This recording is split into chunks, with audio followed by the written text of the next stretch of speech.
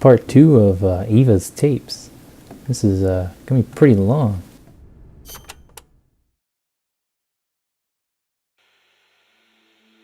The sleeper that she'd worked so hard to place was a double agent.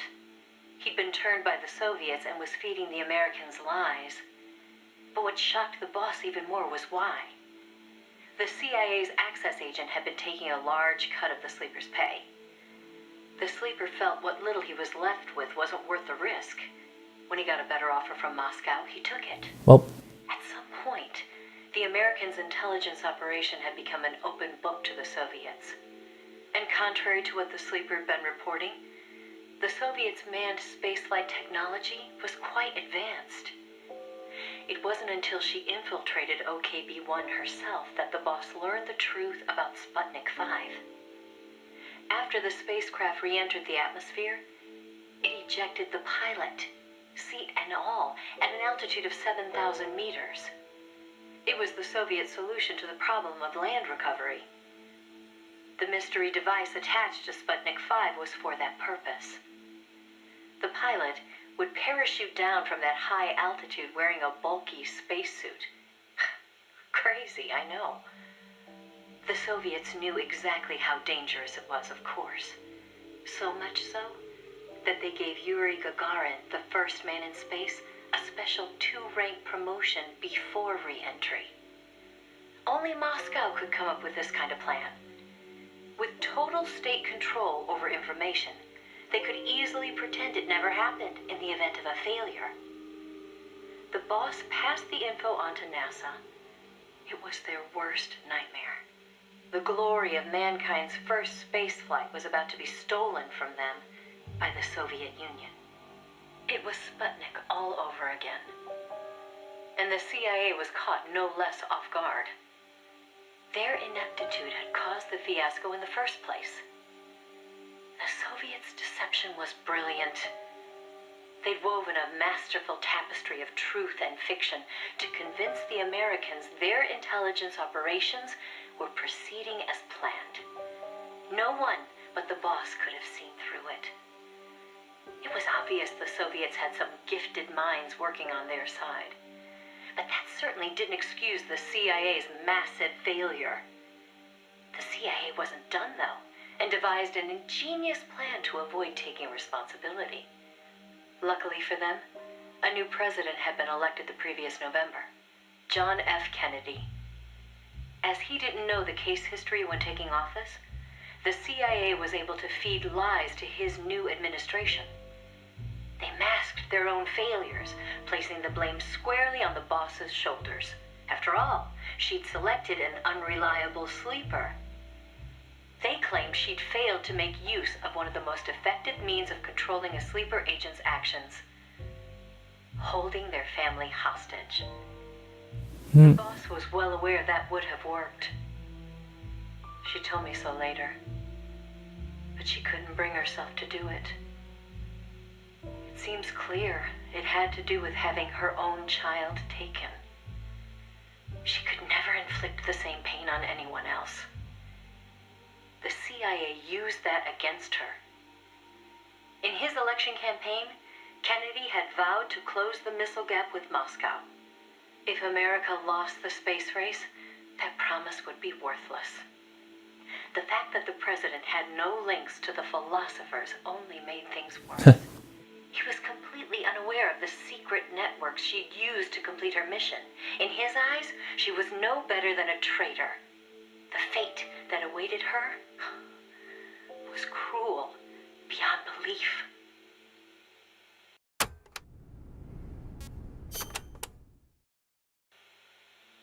The order came down from above. The boss would take the official blame for the sleeper's betrayal.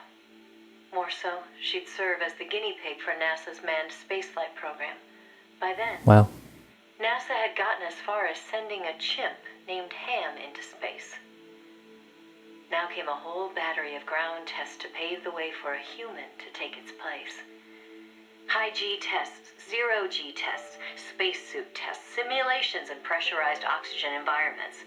Some of the tests were highly dangerous, too dangerous for the Mercury 7, who were by then already media darlings. so the boss was made to stand in for them.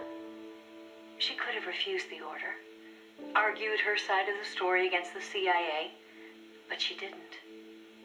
The way she saw it, her military experience made her a potentially valuable asset to those tests. She felt it was her duty to accept. She soon proved herself right. The boss was more than just a guinea pig. She drew on her experience to give the staff focused advice exactly where it was needed. NASA's space program took off again.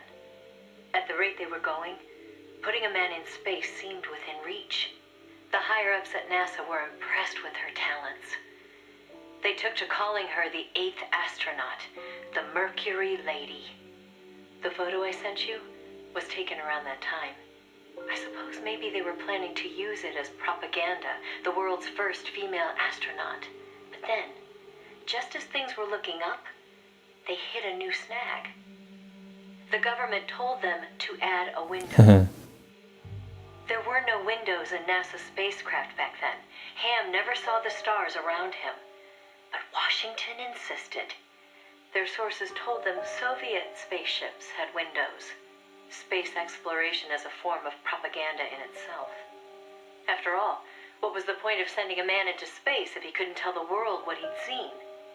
Most of all, though, they simply couldn't have the Russians doing something they couldn't.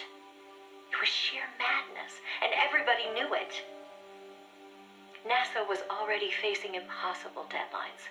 Now they were adding yet another element of uncertainty to the mix. Installing a window would both weaken the spacecraft and make it harder to shield the occupant from cosmic rays. They weren't about to put their Mercury 7 golden boys in that kind of danger. So the boss was chosen as the pilot instead. Even if she made it up into space, she was given less than a 20% chance of returning to Earth alive. But she took it in stride, even helping them make the necessary design changes to the Mercury capsule. It was like going to work every day at NASA to make her own coffin. Then, without warning, the US received intelligence that the Soviets had moved their Vostok spacecraft to the launch site. The launch was set for the following day, April 12th, 1961. Matching up with Strangelove's account now. America couldn't let the Soviets beat them with Vostok. NASA was forced to cut short the testing process and move the launch date up. They pulled out all the stops to get it scheduled for the earliest hours of the next day. The spacecraft would be launched from Cape Canaveral in the dead of night. For the flight path, they chose a course that would take her as far east as possible. She'd be able to see the Earth in daylight from the window, at least for a little while. The boss climbed into the Mercury capsule, having completed less than 80% of the regular flight procedures. Both the timing and the flight path were risky, and testing was far from complete. But NASA had no other choice. The boss, for her part, never expected to come home alive. She was going on a one-way trip, the American version of Laika the dog. And yet she went all the same. Someone has to be first, she said. If fate has chosen me, then I accept, for my country, for the balance of the world. That's how she saw things. My chances may be slim, but I'll take them. I've accepted my fate. If anyone can get through this, I can. Then, on April 12th at 1:30 in the morning, the boss entered space. It was nothing short of a miracle. First, that she'd made it in an incomplete spacecraft. And second, that her flight coincided almost exactly with Gagarin's. As the sun rose over the horizon, and cosmic rays began to bombard her through the window, she saw the Earth. I think you've heard the story before. It was a world without borders, a perfect jewel. All nations, all ideologies. They seemed so far away. It almost made her laugh, knowing that they'd risked so much to beat the Soviets by a few short minutes. If she'd seen Vostok from her window, she probably would have waved. But the two spacecraft were destined for very different fates. Gagarin circled the Earth and returned to the Soviet Union, safe and sound. The Mercury capsule, on the other hand, deviated from its planned re-entry angle. The addition of a window had thrown the capsule's aerodynamics off balance. The boss's coffin veered wildly off course and began to plunge earthward.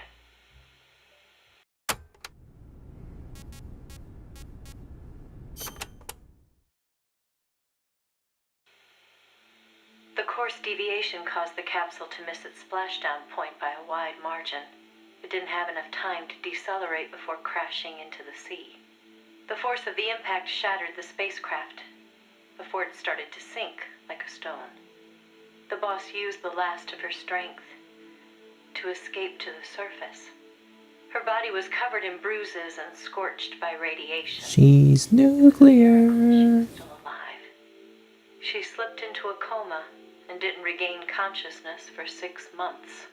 To some, what was worst of all was that she had lost the space race to Gagarin by only a few minutes. That aside, it should have been a proud day for America. Its first manned spaceflight.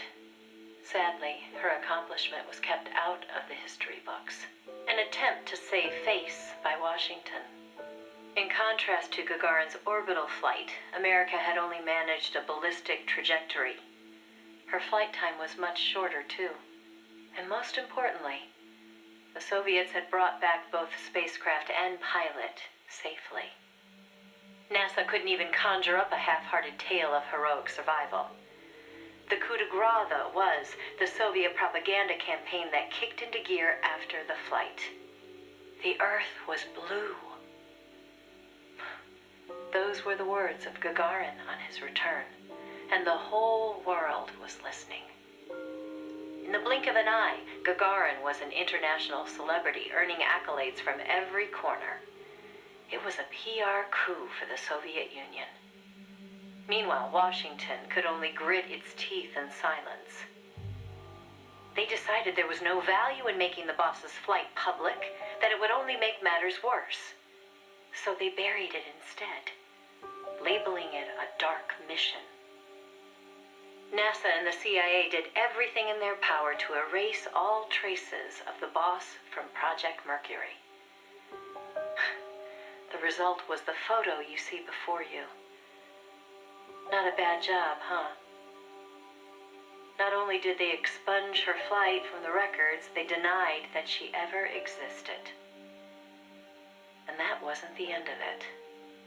As an alibi, the military claimed she'd taken part in the CIA's botched Bay of Pigs plot to take back Cuba. And when the boss was finally well enough to return to service, they wouldn't take her back. She was forced to go underground. In the public eye, the boss was still a hero of World War II. In reality, though, she was anything but that. She was a non-person, fit only for the blackest of black ops. In effect, she may as well have been dead. Gagarin went on a worldwide tour in front of millions of adoring fans. The boss, meanwhile, was a walking secret, unable to breathe a word about her experience.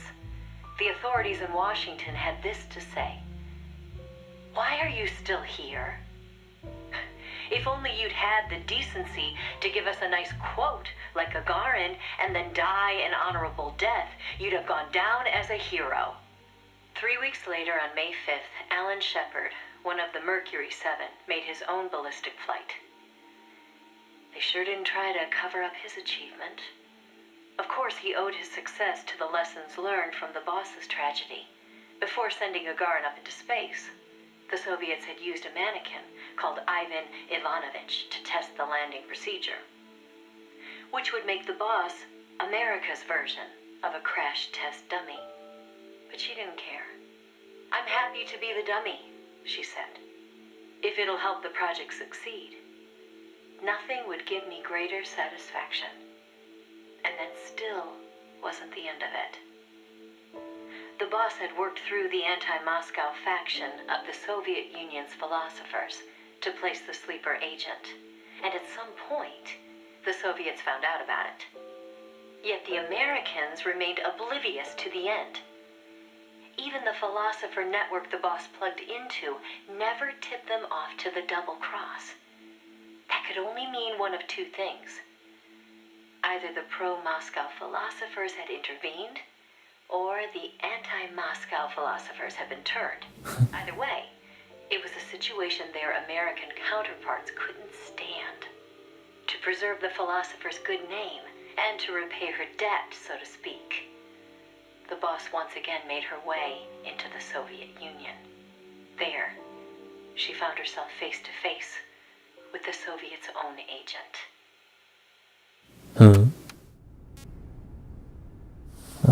Well, I guess I'll fit this one on here. Hopefully it's not too long.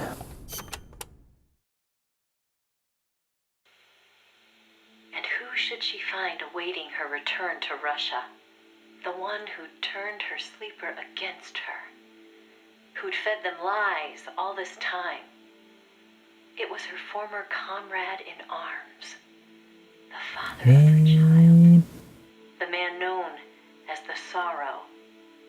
He didn't know it was the boss who'd set the sleeper. Or to be more precise, the Soviet philosophers never told him. Former lovers, forced to fight to the death. One would live and one would die, she told me. That was the revenge the Soviet philosophers had in store for me. If both of them survived, their child would suffer in their place. They were left with no other option. The boss shot him. He offered no resistance. When she returned from the Soviet Union, there was no place left for her to go. She'd sacrificed everything. Everything. For her country. And in return,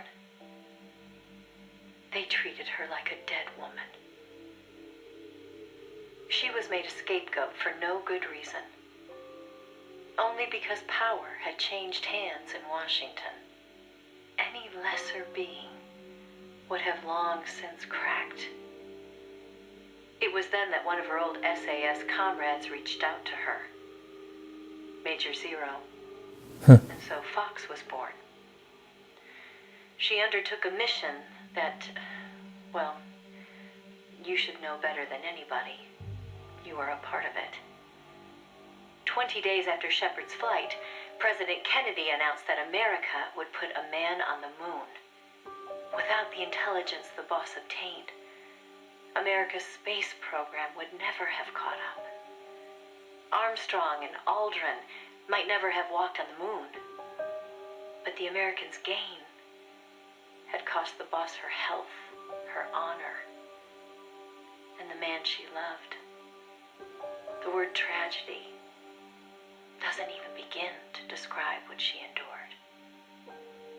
The Soviets continued their manned space flights, and in 1963, Valentina Tereshkova became the so-called first woman in space. It's said they took their cue from NASA's long-buried Mercury Lady project.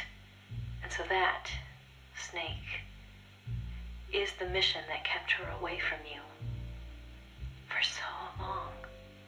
Now, I know what you're thinking. Why not use me as her agent? She knew I'd never even think of betraying her. I think it's because she didn't want to drag you into it. She probably knew what was going to happen. To complete the mission, she'd have to turn to the philosophers, and once she did that, whatever came of it, there'd be a price to pay. No one understood that better than her. So please, Snake, let it go. When she gave me the photo, she left me to decide whether or not to pass it along to you. I know she was torn about it, just as I was. She she knew you'd probably blame yourself. Why did she hold on to it for so long? That, I can't say. To remind her of how much it hurt to be erased. She wasn't that kind of person. No. I think she meant it to be a message to you. She had her identity, her life, taken away. But she wanted you, of all people, to know the truth. Snake, you've probably already figured this out, but it's no accident that I'm only now sending you something I've withheld for so long. A little bird tells me you recently made a big decision. You and the boss are different people. I understand that. And I'm not trying to second guess you. I simply wanted you to know what she saw, how she felt. That's all. Keep it with you, Snake. Keep it deep inside. Don't ever forget the path she took. Because you and I are the only people on this earth who know the truth. Boss, I'm sorry, but I can't.